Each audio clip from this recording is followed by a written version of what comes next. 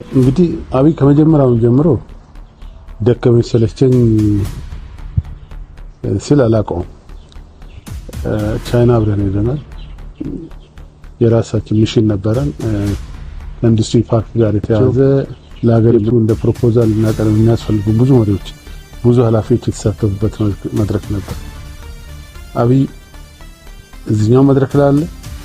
እያንዳንዷን ቁጭ ከማለት ይልቅ እየዞረ የሚጎበኛቸው ነበሩ። ይዞራል፣ ያያል። የአብይ ስራ በዛን ወቅት ብዙዎቹ ትንሽ ጊዜ ካገኙ ሾፒንግ ይላሉ። ብዙዎቹ ትንሽ ጊዜ ካገኙ እንደዛ ይላሉ። አብይ ግን እያንዳንዷን ለምንድን ነው መንገድ እንደዚህ ሆነው? ለምንድን ነው ህንጻ እንደዚህ ሆነው? ለምንድን ነው የአይቲ ፓርኮች እንደዚህ ሆኑት ብሎ እያንዳንዷን የመዞር የማየት ነገር ነበረው።